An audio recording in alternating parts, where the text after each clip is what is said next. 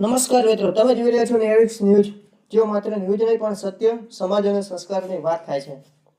આજે ડીસાના રસ્તાઓ પર જે દ્રશ્યો તમે જોઈ રહ્યા છો તે કોઈ નેતાની રાજકીય રેલીના નથી, પણ ગૌ માતાના સન્માન માટે રસ્તા પર ઉતરેલા હજારો સનાતનીઓનો આક્રોશ છે.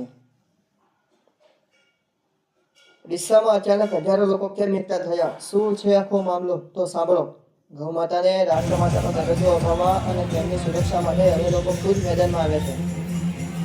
યુવાનો, વડીલો, મહિલાઓ બધા જ એક જ માંગ સાથે રસ્તાઓ પર ઉતર્યા છે કે હવે વિલંબ બંધ કરો, ગૌ માતાને રાષ્ટ્રમાતા જાહેર કરો.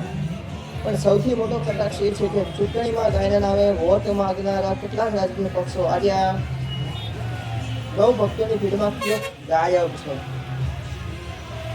આ માત્ર સમાચાર નથી મિત્રો, આ આપણી સંસ્કૃતિમાં લાગેલો મોટો પ્રશ્ન ચિહ્ન છે. પણ એક પ્રશ્ન આપણે સૌએ પોતાને પૂછવો પડશે: શું માત્ર સોશિયલ મીડિયા પર, ફેસબુક, વોટ્સએપ પર સ્ટેટસ મૂકવાથી આપણા પર પૂરી થઈ જાય છે? ના. જો દેશ બદલવો હોય તો સમાજ માટે રસ્તા પર ઉતરીને સાચું કરવું પડશે. જો દેશનો દરેક યુવાન પોતાના વિસ્તારની સમસ્યા માટે આમ જ અવાજ ઉઠાવશે અને સિસ્ટમને બદલતા વાત થઈ લાગે.